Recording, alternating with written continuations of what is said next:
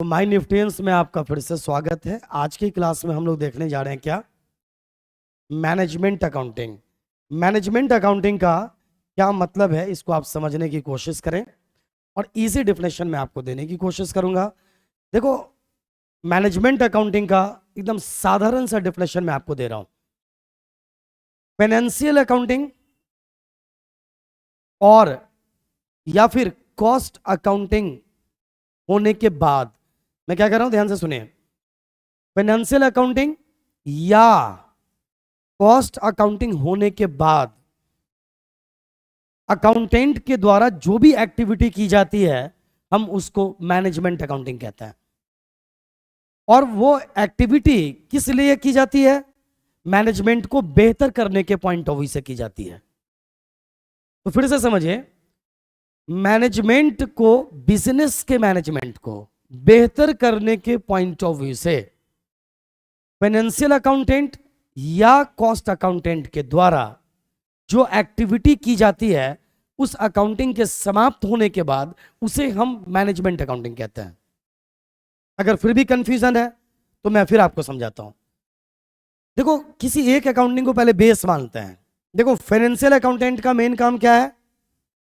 Profit या loss पता करना, मतलब फाइनल अकाउंट बनाना।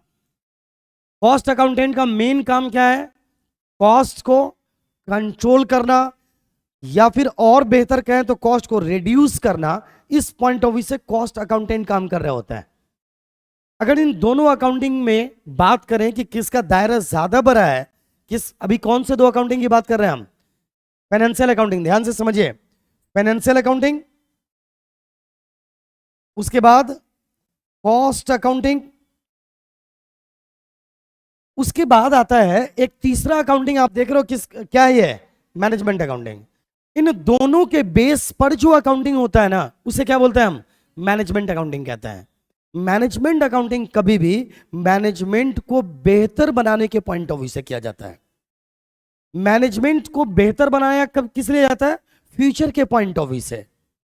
मतलब फाइनेंशियल अकाउंटेंट जब अपना काम कर लेते हैं, लाइक जब वो अपना फाइनल अकाउंट उन्होंने बना लिया, फाइनल अकाउंट बनाने के बाद अगर वो चाहे तो बिल्कुल शांत हो जाए कि भाई ऑर्गेनाइजेशन का प्रॉफिट या लॉस तो हमें पता चल ही गया है ना, फिर आगे कुछ और करने की जरूरत ही नहीं है।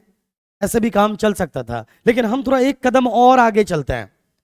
फाइनेंशियल अकाउंटेंट ने फाइनल अकाउंट बना लिया, अब हम उसी के द्वारा किए गए अकाउंटिंग का जो निचोड़ है, दैट इज फाइनल अकाउंट है, हम उसको यूज करके कुछ और एनालिसिस करेंगे। क्या करेंगे बोलो? उनके द्वारा जो ऑलरेडी चीजें निकाल कर लाई गई है, उस पर हम एनालिसिस करेंगे ताकि भविष्य को और बेहतर किया जा सके। इसे ही हम क्या बोलते हैं? क्या कहते हैं? इसी को हम मैनेजमेंट अकाउंटिंग कहते हैं। तो फाइनेंशियल अकाउंटेंट उसी तरह से, कॉस्ट अकाउंटेंट ने भी अपना काम पूरा कर लिया। उन दोनों के काम को पूरा होने के बाद उनके द्वारा जो डेटा प्रोवाइड किया गया है, उसी पर हम एनालिसिस करेंगे ताकि हमारा फ्यूचर और बेहतर हो सके, हमारे ऑर्गेनाइजेशन का मैनेजमेंट और बेहतर किया जा सके। इसीलिए हम क्या करते हैं? मैनेजमेंट अकाउंटिंग करते हैं। तो मैनेजमेंट अकाउंटिंग का सिंपल डेफिनेशन मैं बताऊं, मैनेजमेंट को बेहतर करने के पॉइंट ऑफ व्यू से जो अकाउंटिंग किया जाता है, हम उसे क्या बोलते हैं? मैनेजमेंट अकाउंटिंग कहते हैं। अब मैनेजमेंट को बेहतर करने के पॉइंट ऑफ व्यू से मैनेजमेंट अकाउंटिंग होता है, तो वो मटेरियल कहां से लाएंगे हम? उसका बेस क्या होता है? मैनेजमेंट अकाउंटिंग का बेस होता है या तो फाइनेंशियल अकाउंटिंग या फिर कॉस्ट अकाउंटिंग। तो ये एक कदम और आगे हम बढ़ रहे हैं एनालिसिस करने के पॉइंट ऑफ व्यू से। मैं आपको एक एग्जांपल देता हूं। फाइनेंशियल अकाउंटेंट ने बैलेंस शीट बनाया। बैलेंस शीट में दिख रहा है करेंट एसेट्स और क्या दिख रहा है? Current liability. बैलेंस शीट में क्या दिख रहा है, जल्दी बताएं। आपको दिख रहा है करेंट एसेट्स और करेंट लायबिलिटी। एक्सपर्ट का मानना है, एक्सपर्ट का मानना है कि आपका करेंट एसेट्स करेंट लायबिलिटी का कितना कितना होना चाहिए? 2 गुना होना चाहिए। एग्जाम्पल के तौर पर, अगर आपका करेंट लायबिलिटी 4 लाख है, तो आपका करेंट एसेट्स कितना होना चाहिए? 8 लाख होना चाहिए। अब गौर करें, अगर आप चाहें तो फाइनेंशियल अकाउंटिंग के बाद इन सारी बातों पर आप ध्यान ही ना दें और फिर अगले साल का इंतजार करें, फिर अगले साल आप प्रॉफिट या लॉस पता कर लीजिएगा। अगर आप यही करते रहोगे, अगर आप यही करते रहो, क्या मतलब फाइनल अकाउंट ही सिर्फ बनाते रहो, तो आप बहुत सारी बातों पर ध्यान नहीं दे पाओगे और इसका नतीजा आपको फ्यूचर में इसका नतीजा खराब हो सकता है भविष्य में। अब हमने क्या किया, करेंट एसेट्स और करेंट लायबिलिटी का हमने रेशियो दिखा लिया, जिसको हम करेंट रेशियो कहते हैं। तो करेंट एसेट्स बटा करेंट लायबिलिटी, करेंट एसेट्स कितना है 8 और करेंट लायबिलिटी कितना है 4, रेशियो क्या आ गया 2:1, मतलब कि मामला ठीक है, ठीक है। लेकिन अगर गौर कीजिए करेंट लायबिलिटी यहां पर होता 6 और करेंट एसेट्स कितना होता 8, इसका मतलब स्थिति सही नहीं है। यहां पर होना क्या चाहिए, इसका मतलब ये कि करेंट एसेट्स लायबिलिटी का करेंट एसेट्स दोगुना होना चाहिए। अगर करेंट लायबिलिटी कितना है 6, ध्यान से समझिए, बस इसी एग्जांपल को समझेंगे तो मैनेजमेंट अकाउंटिंग समझ में आ जाएगा। इस तरह से और भी टूल्स हैं। तो करेंट लायबिलिटी हमारा इस वक्त कितना है 6 लाख और करेंट एसेट्स, ये फिगर इन लाख से मान लो, और करेंट एसेट्स कितना है 8। इसका मतलब अगर ये 6 है तो इसको कितना होना चाहिए था 12। अगर हम ये पता ही नहीं करेंगे तो हमें पता चल पाएगा क्या, हम पता करने की कोशिश ही नहीं कर रहे हैं कि हमारा करेंट एसेट्स क्या है या करेंट लायबिलिटी, हम बस काम चला रहे हैं, तो फिर निश्चित तौर पर भविष्य में हमें दिक्कत होने वाली है। इसका मतलब यह है ना कि यहां पर वर्किंग कैपिटल हमारा क्या है कम है। इसका मतलब करेंट एसेट्स हमारा सिर्फ 8 लाख है, करेंट लायबिलिटी 6 लाख है, तो ज्यादातर पैसा तो हमारा लायबिलिटी के लिए है, हमारे पास वर्किंग कैपिटल कम है। इसका मतलब हम अपने बिजनेस को फ्रीली रन नहीं कर पा रहे होंगे। हमारे बिजनेस में करेंट एसेट्स अगर कम है इसकी अपेक्षा, इसका मतलब वर्किंग कैपिटल कम है। अब हमने पता कब किया, ये वाला ध्यान से समझिए, ये पता कब किया, फाइनेंशियल अकाउंटिंग होने के बाद या पहले। फाइनेंशियल अकाउंटिंग हो गया, फाइनल अकाउंट बन गया और ये बैलेंस शीट में ये फिगर दिख रहा होगा, हमने बैलेंस शीट के फिगर से उठाया करेंट एसेट्स और करेंट लायबिलिटी को और हमने चेक कर लिया कि हमारे बिजनेस की स्थिति कैसी है। अगर ये वाली स्थिति है तो बेहतर है और अगर ये वाली स्थिति है तो क्या है बेकार है। अब हमें जब पता चल गया है कि हमारी स्थिति कुछ सही नहीं है तो हमें क्या करना होगा, अब हमें इसका उपाय करना होगा, मतलब इसका इलाज करना होगा। Am I right? और इलाज करने के दौरान, अब इसी का इलाज कब करेंगे हम, इलाज कब करेंगे पहले समझो। पहले फाइनेंशियल अकाउंटिंग हुआ, ध्यान से समझिए, पहले क्या हो गया फाइनेंशियल अकाउंटिंग, उसके बाद हमने उसी फाइनेंशियल अकाउंटिंग के रिपोर्ट से हमने कुछ और काम किया। क्या किया, एनालिसिस किया। क्या किया कि हमारा करेंट एसेट्स क्या है, करेंट लायबिलिटी क्या है, हमने एनालिसिस किया, हमने पता किया कि स्थिति क्या है। हमें पता चल गया है कि हमारी स्थिति सही नहीं है। अगर ये 6 लाख है तो ये कितना होना चाहिए था 12 लाख। इसका मतलब यह है कि हमें अपने करेंट एसेट्स को बढ़ाने की जरूरत है।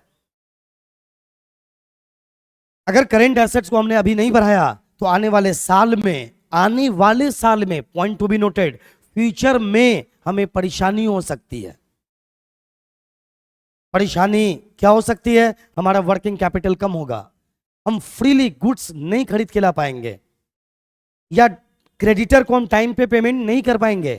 तो क्यों ना हम पहले से ही तैयार हो जाएं, है ना, और पहले से हम ये तैयार हो गए कि चलो आप करेंट एसेट्स को अगर बढ़ाना है तो हम कर सकते हैं, शेयर इशू कर सकते हैं या हम डिबेंचर जारी कर सकते हैं या फिर क्या कर सकते हैं, बैंक से लोन ले सकते हैं।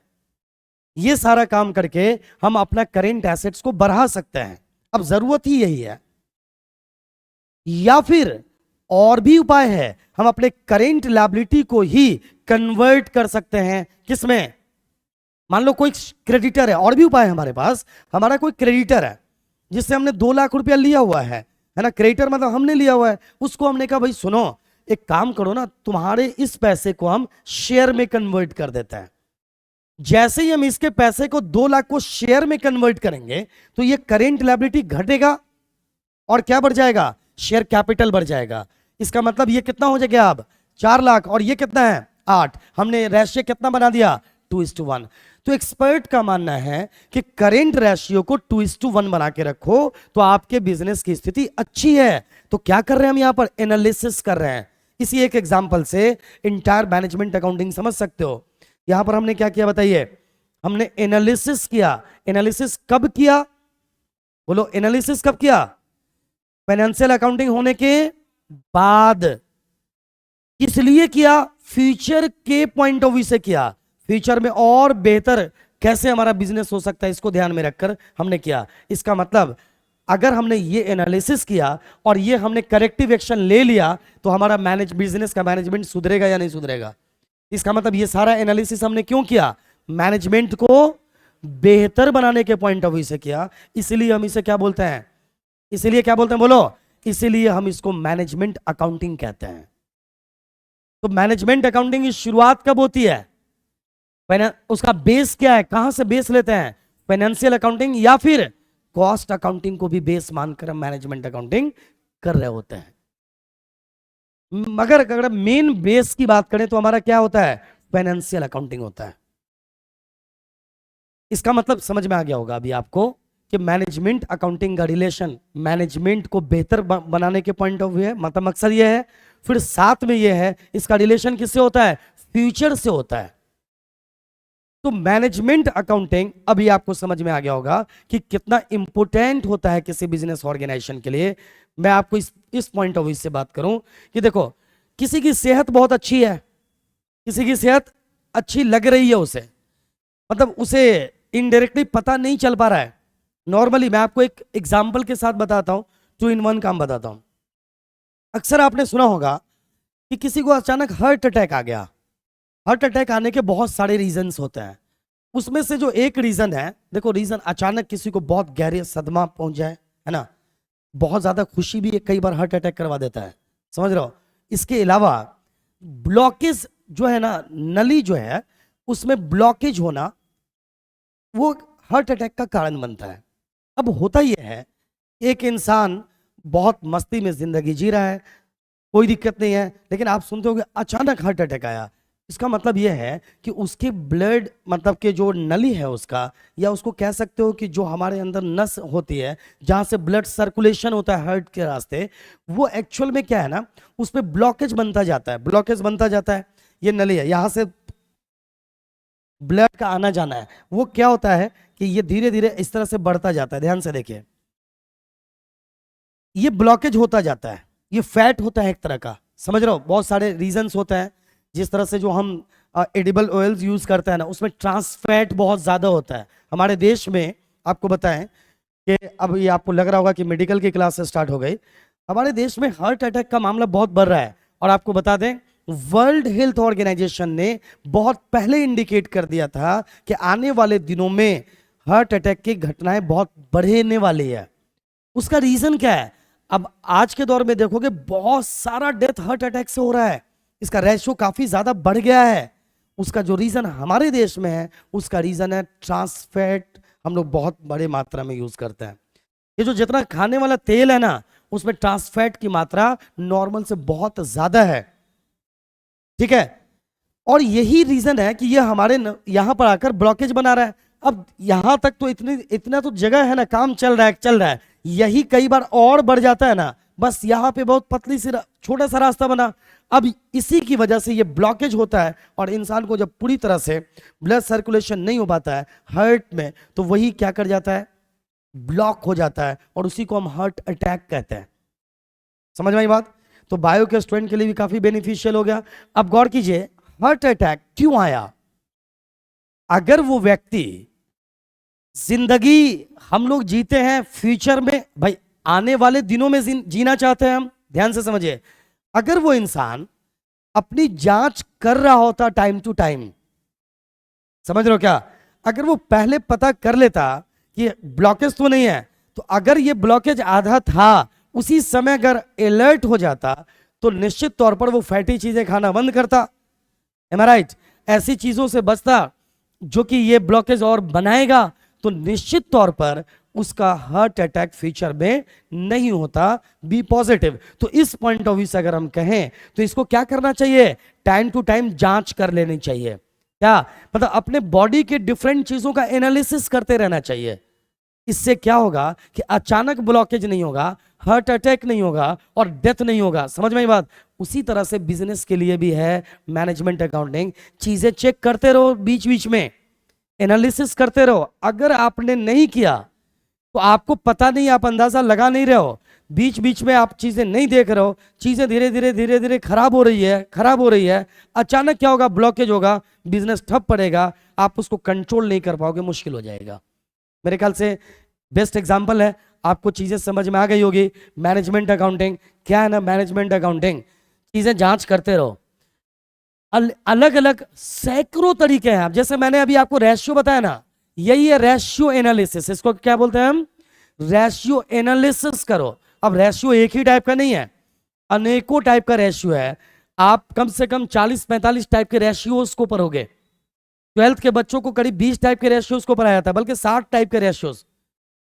इन सभी रेशियोज को हम अलग अलग दृष्टिकोण से देख रहे होते हैं।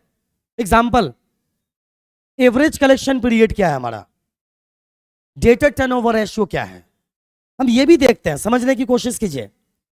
हम जो गुड्स उधार बेचते हैं, देखो क्या है, मैनेजमेंट अकाउंटिंग के सारे एग्जांपल्स मैं दे रहा हूं। मैं एक बार रिपीट कर देता हूं, what is management accounting. Management accounting को बेहतर करने के पॉइंट ऑफ व्यू से, बिजनेस के मैनेजमेंट को, क्या कहा मैंने, फिर से समझिए, बिजनेस के मैनेजमेंट को बेहतर करने के पॉइंट ऑफ व्यू से अकाउंटेंट के द्वारा फाइनेंशियल अकाउंटिंग की समाप्ति के बाद जो जो एक्टिविटी की जाती है ना, उन सभी एक्टिविटीज को एक्चुअल में हम क्या कहते हैं, मैनेजमेंट अकाउंटिंग कहते हैं। मैनेजमेंट अकाउंटिंग का कोई फिक्स्ड फॉर्मेट नहीं है। फाइनेंशियल अकाउंटिंग में है ना, dual aspect, accrual basis, debit credit, है ना, golden rules, accounting principles, accounting concepts, conventions, accounting policies. ये सारी चीजें कहां के लिए है? फाइनेंशियल अकाउंटिंग के लिए। मैनेजमेंट अकाउंटिंग के लिए कोई फॉर्मेट फिक्स नहीं है। कोई भी एक्टिविटी करो आप जिससे कि आपका मैनेजमेंट बेहतर हो जाएगा, वही क्या कहलाएगा, मैनेजमेंट अकाउंटिंग। बेस किसको मानना है हमें? फाइनेंशियल अकाउंटिंग को ज्यादातर केसेस में, कभी कभार किसको भी, कॉस्ट अकाउंटिंग को भी बेस मानकर हम अपने बिजनेस के मैनेजमेंट को ठीक कर सकते हैं। तो मैनेजमेंट अकाउंटिंग किसके लिए काम करके दे रहा है? बिजनेस के मैनेजमेंट को, मतलब मैनेजमेंट को बता रहा है कि ये चीजें हमें ठीक करने की जरूरत है, ताकि फ्यूचर में हम अपने बिजनेस को और बेहतर कर सकें या किसी तरह की परेशानी से हम बच सकें। एग्जाम्पल एक और लीजिए। अब एक एग्जाम्पल देता हूं, gross profit ratio, net profit ratio. पिछली बार हमारा ग्रॉस प्रॉफिट ज्यादा था और इस बार हमारा कम हो गया। रीजन क्या हो सकता है? ग्रॉस प्रॉफिट, अब देखो एनालिसिस इसी को तो बोलते हैं ना, कि ग्रॉस प्रॉफिट रेशियो का एक पैमाना हमने तय किया हुआ है। पिछली बार ठीक था, इस बार कम हो गया। इसका मतलब क्या क्या हो सकता है? इसका रीजन ये हो सकता है कि हो सकता है हमने डायरेक्ट एक्सपेंस ज्यादा कर दिया, हो सकता है कि हमारा प्रॉफिट मार्जिन घट गया, ग्रॉस प्रॉफिट। यस या नो? इसका मतलब हमें क्या करने की जरूरत है? हमें ऐसी चीजों को देखने की जरूरत है कि गलती हो कहां पे रही है। चीजें बहुत प्लस माइनस नहीं होना चाहिए। फिर मैं आपको हेल्थ के फिर पॉइंट ऑफ व्यू से फिर एग्जांपल देता हूं। नॉर्मली मैं इतनी सारी कोशिशें क्यों कर रहा हूं मालूम है? तुम बच्चों को ये कह दो कि सुनो, तुम्हें रेशियो एनालिसिस करना है, इसका ये फॉर्मूला है, आंसर निकाल देगा। ठीक है? किसी बच्चों को कैश फ्लो स्टेटमेंट बनाना है, चाहे रट कर ही सही, वो आंसर निकाल देगा। अब उससे कहो ये सब कर क्यों रहे हो, उसके बाद जवाब नहीं है। ये सब क्यों कर रहे हो, मकसद क्या है आपका? किसी भी चैप्टर को या पढ़ाई, चाहे किसी भी एरिया में आप करें, कोई सा भी एरिया हो, जब आप पढ़ाई कर रहे हो, किसी चैप्टर को आप पढ़ रहे हो, तो हर चैप्टर को पढ़ने का कोई ना कोई आपका उद्देश्य तो होगा ना। क्यों पढ़ रहे हो आप मैनेजमेंट अकाउंटिंग? आपको समझ में आ गया ना, फाइनेंशियल अकाउंटिंग को पढ़ते हैं क्यों? ऑर्गेनाइजेशन का सही प्रॉफिट या लॉस पता करना है, हमें अपना फाइनेंशियल पोजीशन भी पता करना है कि अभी के टाइम पे हमारा एसेट्स और लायबिलिटी की स्थिति एक्चुअल में क्या है, ये हम जानना चाहते हैं। इसलिए हम क्या कर रहे हैं? फाइनेंशियल अकाउंटिंग कर रहे हैं। कॉस्ट अकाउंटिंग क्यों करते हैं? Cost per unit and total cost पता करना होता है। फिर हम कॉस्ट को क्या करना चाहते हैं, कंट्रोल करना चाहते हैं, जरूरत पड़े तो रिड्यूस भी कर लेंगे, है ना, बस ये है ना। लेकिन फिर मैनेजमेंट अकाउंटिंग क्यों है, फ्यूचर को और बेहतर बनाने के लिए, टाइम टू टाइम जांचते रहना है हमें कि हमारी स्थिति क्या चल रही है, स्थिति अगर कुछ बिगड़ रही है उसे तुरंत ठीक करेंगे और क्या बेहतर करने की कोशिश कर सकते हैं। इसी के पॉइंट ऑफ व्यू से हम क्या करते हैं, मैनेजमेंट अकाउंटिंग करते हैं। डन। किसी चीज का बहुत ज्यादा होना भी सही नहीं है, कम होना भी सही नहीं है। इंसान के बॉडी के लिए ये चेक करते हैं, है ना, क्या क्या है। इंसान के बॉडी में बीपी अगर ज्यादा है तो भी दिक्कत है, कम है तो भी दिक्कत है। पता कब चलेगा क्या है बीपी, जब हम क्या करेंगे, जांच करेंगे। शुगर लेवल ज्यादा है तो भी दिक्कत है, कम है तो भी दिक्कत है। पहले पता है क्या होता था, मैं आपको बता रहा हूं, जब किसी को डायबिटीज होता था ना, उसको पता ही नहीं चल पाता था कि उसको डायबिटीज हुआ है। समझ रहे हो, नॉर्मली डायबिटीज हुआ भी है उसको पता ही नहीं चल पाता था, और वो धीरे धीरे करके लास्ट स्टेज पे पहुंच जाता था, इवन उसके डेथ भी हो जाता था, उसके बाद भी पता नहीं चल पाता था कि क्या हुआ है ना। अक्सर पहले के जमाने में क्या होता था कि हार्ट अटैक को लोग इस तरह से समझते ही नहीं थे, सीधा सीधा अच्छा वो अचानक सोए हुए थे, अचानक डेथ हो गया। अब आज लोग क्या कहते हैं, हार्ट अटैक हुआ होगा। पता है ये आज मॉडर्न जमाना है, अब जांच होती है हर चीज की। यही फायदा है कि अगर आप जांच करवा के रखोगे।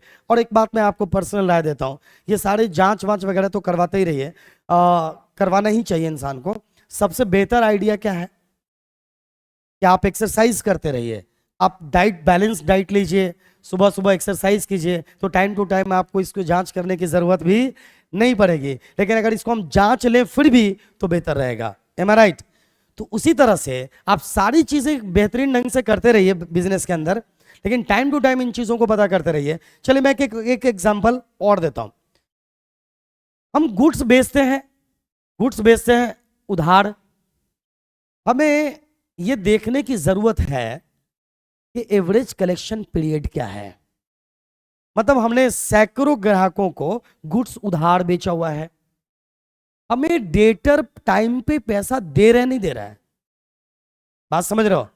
अब गौर कीजिए, आपका करेंट एसेट्स तो तब भी दिखेगा जब डेटर है, और करेंट एसेट्स तब भी दिखेगा जब कैश है, एम आई राइट। और यहां तक कि तुम गुड्स नहीं भी बेचोगे ना तो स्टॉक दिखेगा। तो आपका करेंट एसेट तो दिख रहा है, लेकिन आपकी लिक्विडिटी कम है। मतलब लिक्विडिटी एक इसी में आता है, लिक्विड रेशियो भी आता है। तो आपका कैश कन्वर्जन कम है क्या, ऐसा तो नहीं कि डेटर से आपको कम कैश मिल पा रहा है, एम आई राइट। तो हमें इसको भी जांचने की जरूरत है कि अगर हमारा एवरेज कलेक्शन पीरियड कम है तो हम डेटर पे दबाव बनाएंगे कि भैया ऐसा है यार, पेमेंट आप नहीं कर रहे हो टाइम पे, पेमेंट करो। हम डेटर पे दबाव कब बनाएंगे, जब हमें हमारा एवरेज कलेक्शन पीरियड पता चलेगा, यस या नो। एवरेज कलेक्शन पीरियड कब पता चलेगा, जब हमें डेटर के बारे में पता चलेगा, यस या नो। पता क्रेडिट सेल और डेटर पता हो, ये कब पता चल जाएगा, जब हम क्या करेंगे, फाइनेंशियल अकाउंटिंग करेंगे। फाइनेंशियल अकाउंटिंग कब होगा, अब उसका बेस कहां है। फाइनल अकाउंट कब बनाएंगे, जब हम क्या बनाएंगे, ट्रायल बैलेंस। ट्रायल बैलेंस कब बनाएंगे, जब हम क्या बनाएंगे, मैं आपको लेकर आ रहा हूं वहीं पर जिसकी जरूरत है।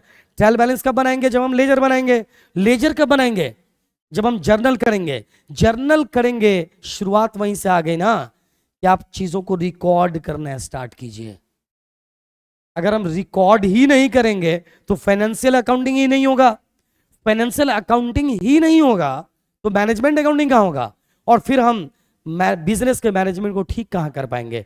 अगर अब आपसे पूछा जाएगा कि हम अकाउंटिंग क्यों करते हैं, तो मेरे ख्याल से आप कंफर्टेबली बताने के स्थिति में अब आप आ गए हो। नॉर्मली 11th क्लास के बच्चे स्कोप या बेनिफिट क्या है अकाउंटिंग का वो ठीक से बता ही नहीं पाते हैं।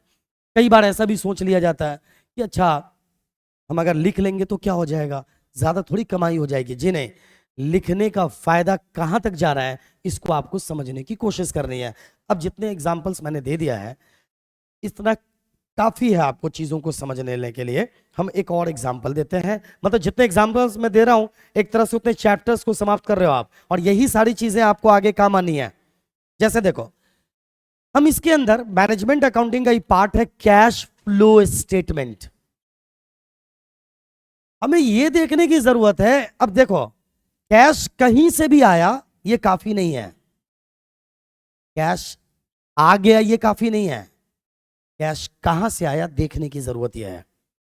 अब मैं एक आप ये देखिए, एक इंसान है, गौर से देखना, उसने कहा कि इस साल हमारे पास 2 करोड़ रुपए आया। 2 करोड़ एक इंसान ने कहा आया। ने कहा वाह 2 करोड़ आपके पास आया। अच्छा, एक और है आपका फ्रेंड, ए ने कहा 2 करोड़ आया, बी ने कहा मेरे पास 40 लाख आया इस साल, एक साल में 40 लाख आया। अब आप किसको कहोगे? 2 करोड़ वाले को कहोगे ये तो ज्यादा महान लगता है, इसके पास कितना आया? 2 करोड़ आया। ध्यान से सुनिएगा, एक ने क्या कहा? 2 करोड़ आया, 2 करोड़ आया। दूसरे ने कहा 2 करोड़ मतलब 200 लाख, और दूसरा कह रहा है हमारे पास 40 लाख आया। इसका मतलब इसके पास ए के पास कितना आया? 1 करोड़ 60 लाख रुपए ज्यादा आया। दोनों ने ये बात कहा, अभी तक आप गलत फहमी में हो। बस इतना सुनकर आपको क्या लगा? ए ज्यादा महान है, बी बेवकूफ टाइप आदमी है। लेकिन थोड़ा सा इसमें डीप जाओ, पता चला कि एक्चुअल में ए जो है ना, अपने पिताजी के एसेट्स को बेच दिया, एक मकान ही बेच दिया, इसलिए उसके पास 2 करोड़ आया। और ये बेचारा कुछ बेचा नहीं, कमाई करके 40 लाख लेकर आया। बताओ बेहतर कौन? हाँ, ये कब पता चला? जब हमने क्या किया? एनालिसिस किया। वरना हम क्या पे रहते? गलत फहमी में रहते। बिजनेस में भी यही होता है, कैश आपके पास आया, आपने लोन लिया या कमाया? बात समझ रहे हो क्या? इसी का रिलेशन है कैश फ्लो स्टेटमेंट से। बात समझ रहे हैं? ये सारे जो टूल्स हैं ये किस लिए है? बिजनेस के मैनेजमेंट को बेहतर बनाने के पॉइंट ऑफ व्यू से है। जितनी भी चीजें आप मैनेजमेंट अकाउंटिंग के अंदर जितने चैप्टर्स देखते हो, अगर पूछा जाए ये क्या है, तो आपका जवाब होना चाहिए ये फाइनेंशियल मैनेजमेंट के टूल्स हैं, टेक्निक्स हैं या मेथड्स हैं। इन माध्यम से हम मैनेजमेंट अकाउंटिंग करते हैं।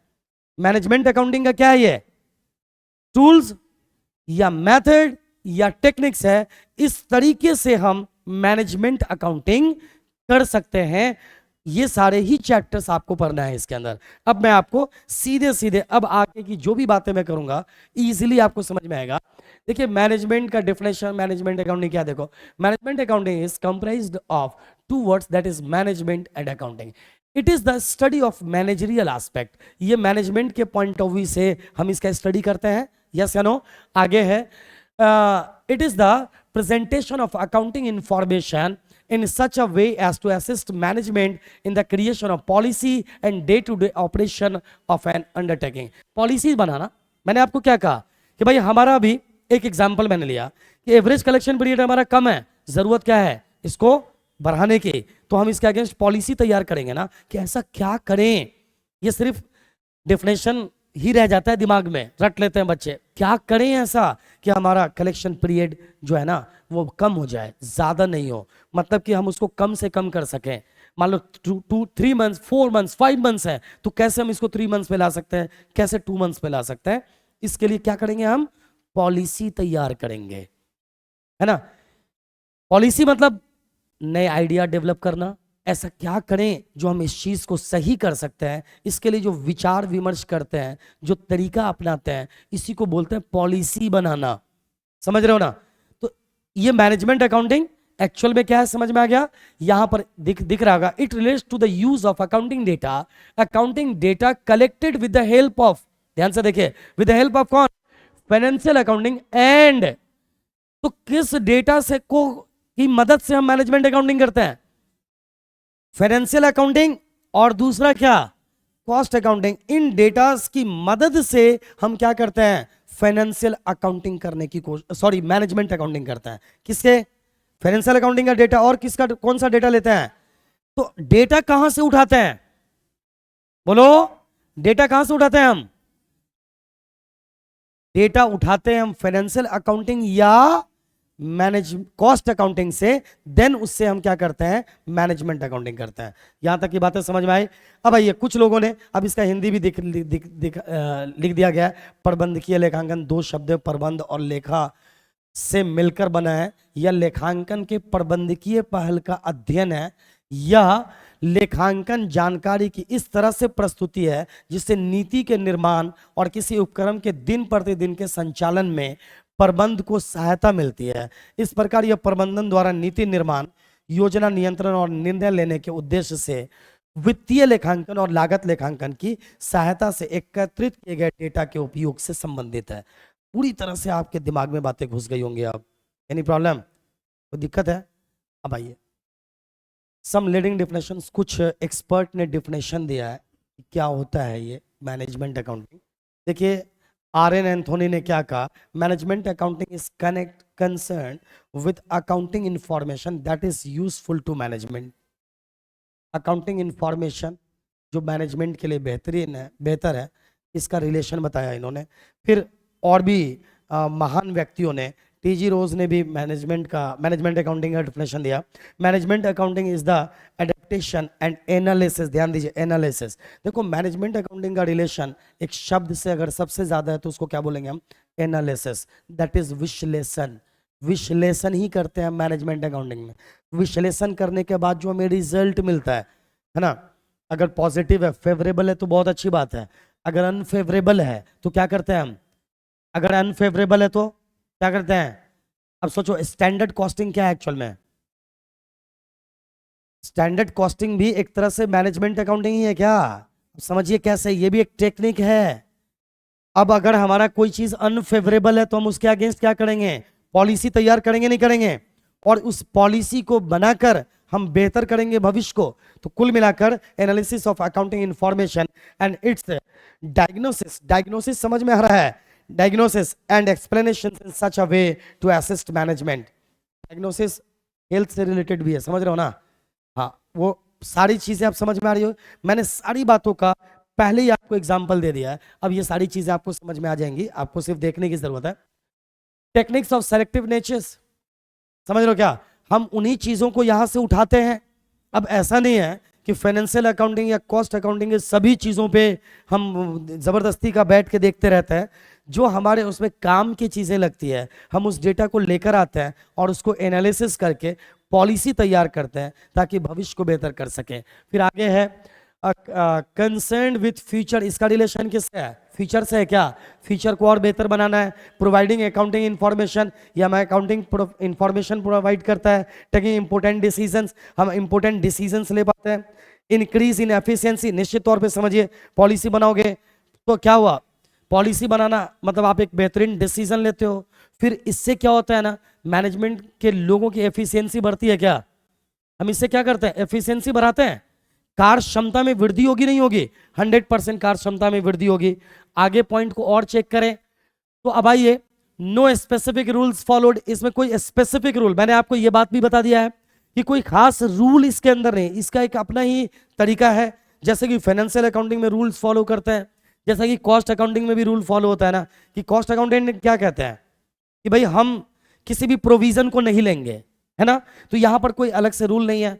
यहां देखिए, know get formats for information, यहां पे फॉर्मेट की बहुत बड़ी नीड नहीं है। एनालिसिस ऑफ डिफरेंट वेरिएबल्स, मैंने ये सारी चीजें बताया। स्कोप ऑफ मैनेजमेंट अकाउंटिंग देखिए फटाफट, फाइनेंशियल अकाउंटिंग, कॉस्ट अकाउंटिंग, ठीक है ना? आगे ये financial management, financial statement analysis, interpretation of data, ये इसका स्कोप है। स्कोप का मतलब होता है ये कहां से शुरू होता है और कहां तक जाता है, फाइनली कहां तक जाता है। देखो हम एनालिसिस करते हैं, फिर इसके अगेंस्ट जरूरत पड़ने पर हम पॉलिसी तैयार करते हैं, करेक्टिव एक्शन लेते हैं और भविष्य को बेहतर बनाने की कोशिश करते हैं। ये सारी चीजें वही मिलेगी ऑब्जेक्टिव्स ऑफ मैनेजमेंट अकाउंटिंग। क्या उद्देश्य है मैनेजमेंट अकाउंटिंग का बताओ, एक एक करके देख लो। Helpful in planning and formulation of policies, यही बात तो मैंने बताया। मैनेजमेंट अकाउंटिंग करोगे तो क्या करोगे? प्लानिंग करोगे ना, और पॉलिसीज तैयार करोगे भविष्य के लिए कि ऐसा क्या करें जो हम अपने मैनेजमेंट को और बेहतर कर सकते हैं। सारी चीजें अब देखिए, हेल्पफुल इन ऑर्गेनाइजेशन, ऑर्गेनाइजेशन के लिए हेल्पफुल होता है। Helpful in interpreting financial information, motivating employees, helpful in coordination, helpful in controlling performance. अब सारी चीजें यही है कि देखो, जब तुमने मैनेजमेंट ही ठीक कर दिया, तुमने जब मैनेजमेंट ही बेहतर कर दिया, तो इसका मतलब ऑर्गेनाइजेशन का कोऑर्डिनेशन भी हो गया।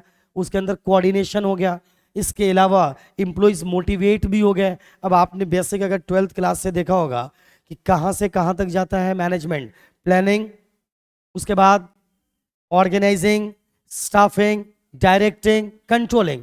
अब डायरेक्टिंग में मोटिवेशन आता है, कोऑर्डिनेशन आता है, कम्युनिकेशन आता है। ये कुल मिलाकर देखो मैनेजमेंट को ही बेहतर कर दिया तो ये सारी चीजें सही हो जाएंगी। अब मैं एक बात बता रहा हूं, एक आदमी सेहतमंद हो गया तो इसका क्या फायदा होगा, मतलब क्या, उसका सब कुछ बैलेंस्ड हो गया, उसका बीपी कंट्रोल में है। देखो इसको समझने का वे बता रहा हूं, उसका बीपी कंट्रोल में है, उसका शुगर लेवल कंट्रोल में है, उसके बॉडी के अंदर ब्लड की मात्रा ठीक है, विटामिन डी कंट्रोल में है, अरे समझ रहे हो, B12 ठीक है, आयरन की कमी नहीं है। तो यही सारी चीजों को एक एक करके बताया जा रहा है कि जब तुमने बिजनेस के मैनेजमेंट को ही ठीक कर दिया तो ये सारी चीजें ठीक हो जानी है क्या।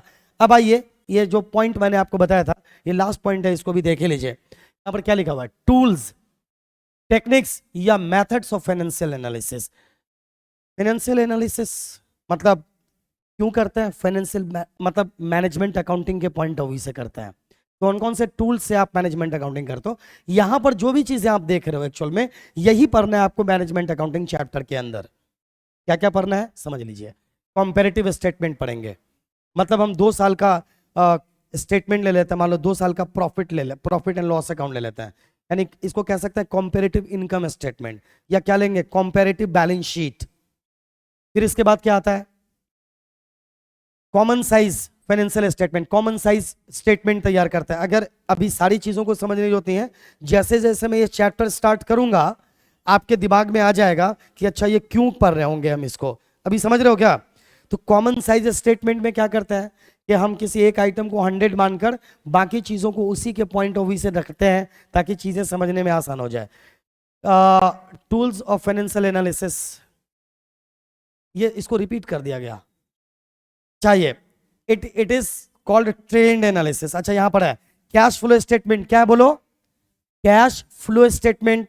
उसके बाद क्या है, fund flow statement, trend analysis. यहां पर लिखना चाहिए रेशियो एनालिसिस, टाइपिंग में मिस्टेक हो गया है, क्या आएगा रेशियो एनालिसिस। अब देखिए आपको यही सब चैप्टर पढ़ना है, कंपैरेटिव स्टेटमेंट पढ़ना है, अब चैप्टर चेक करोगे, कॉमन साइज स्टेटमेंट पढ़ना है आपको, रेशियो एनालिसिस पढ़ना है, कैश फ्लो स्टेटमेंट पढ़ना है, फंड फ्लो स्टेटमेंट पढ़ना है, ट्रेंड एनालिसिस भी है, और लास्ट में है ब्रेक इवन एनालिसिस। कि break even analysis, break even point किसे कहता है मालूम है, ऐसा पॉइंट जहां पे ऑर्गेनाइजेशन को न तो प्रॉफिट होता है न ही लॉस होता है, हम इसे क्या कहते हैं, ब्रेक इवन पॉइंट कहते हैं। तो इसका एनालिसिस करते हैं हम कि हमारा मार्जिन ऑफ सेफ्टी क्या है वगैरह वगैरह, हमारा प्रॉफिट वॉल्यूम रेशियो क्या है।